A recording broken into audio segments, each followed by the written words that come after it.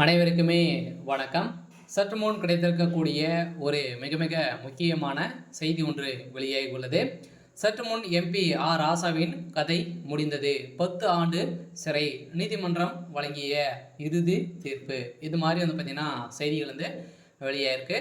ஏற்கனவே ராசா அவர்கள் நிறைய விஷயத்தில் பார்த்தீங்கன்னா வசமாக சிக்கியிருக்காரு. ஸோ அவர் ஏற்கனவே மத்திய அமைச்சராக இருக்கும்போது பார்த்தீங்கன்னா எக்கச்சக்கமான சொத்துக்களை பார்த்தீங்கன்னா சட்டத்துக்கு விரோதமாக செயல்பட்டு சொத்து சேர்த்துருக்காரு அப்படின்ற மாதிரி இப்போ பார்த்தீங்கன்னா தொடரப்பட்ட வழக்கின் அடிப்படையில் இப்போ அதிரடியாக ராசாவுடைய வீட்டில் அதிரடியாக சிபிஐ பார்த்தீங்கன்னா அதிரடியாக ரைடுகள் நடத்திருக்காங்க. இந்த ரைடின் அடிப்படையில் ஸோ எக்கச்சக்கமான பணங்களும் நிறைய விதமான எவிடன்ஸுகளும் பார்த்தீங்கன்னா சிக்கிருக்கு. ஸோ இந்த நிலையில் தான் இப்போ அதிரடியாக நீதிமன்றம் தீர்ப்பு வழங்க போகிறதாகவும் ஸோ அவருடைய சொத்துக்கள் அனைத்துமே முடக்கப்பட போகிறதாகவும் ஒரு தகவல் ஸோ வெளியாகி வருது. ஸோ இதெல்லாம் பார்த்தீங்கன்னா அதிரடியாக ராசாவிற்கு நீதிமன்றம் வழங்கக்கூடிய தீர்ப்பின் அடிப்படையில் இப்போ அவருடைய கதை ஒட்டுமொத்தமாக முடிய போகுது.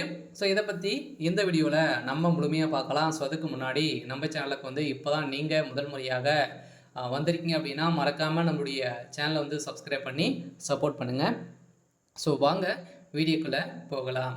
ஸோ பார்த்தீங்கன்னா ராசா அவர்கள் ஏற்கனவே மத்திய அமைச்சராக இருக்கும்போது 2G அறக்கட்டளை வழக்கில் பார்த்தீங்கன்னா அதிரடியாக ராசா அவர்களும் கனிமொழி அவர்களும் வசமாக சிக்கிக்கொண்டு எக்கச்சக்கமான பணங்கள் பார்த்தீங்கன்னா ஊழல் அரசுக்கு எதிராக சம்பாதிச்சிருக்காங்க. அப்படின்ற மாதிரி பார்த்தீங்கன்னா அரசுக்கு நிறைய இழப்பீடுகள்லாம் செஞ்சுருக்காங்க. 30,000 கோடிக்கு மேலே இழப்பீடுகள்லாம் செஞ்சுருக்காங்க. ஸோ இதை தொடர்ந்து இப்போ பார்த்தீங்கன்னா அதிரடியாக ராசா அவர்கள் அந்த விஷயத்திலும் அதில் நிறைய சொத்துக்களும் சேர்த்து இப்போ ராசா அவர்களும் அதே மாதிரி எம்பி கனிமொழி அவர்களும் வசமாக சிக்கி கொண்டு இருக்காங்க.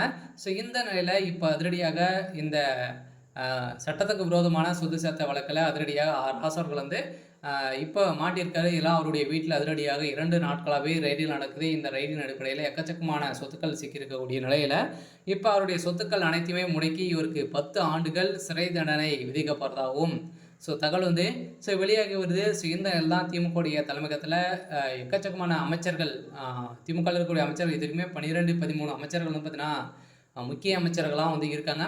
அவங்களாம் பார்த்தீங்கன்னா அனைவருமே ஊழல் வழக்கில் ஸோ அதே மாதிரி எக்கச்சக்கமான பணங்கள் பார்த்தீங்கன்னா குமித்து இப்போ இந்த அமலாக்கத்துறையின் கஸ்டடியில் ஸோ இருக்காங்க. இந்த நிலையில் இப்போ ராசாவுடைய கதை ஸோ முடிந்திருக்கு. சொல்ல அடுத்து வருகின்ற சட்டமன்ற தேர்தலுக்காகவே பார்த்தீங்கன்னா எக்கச்சக்கமான பணங்களை ஊழல் செய்திருக்காங்க. ஸோ இந்த அடிப்படையில் தான் அமலாக்கத்துறை சில பேரெல்லாம் டார்கெட் பண்ணி இப்போ பார்த்தீங்கன்னா குறிவைத்து தாக்கக்கூடிய நிலை ஸோ உருவாகியிருக்கு. சொல்ல இப்போ அதிரடியாக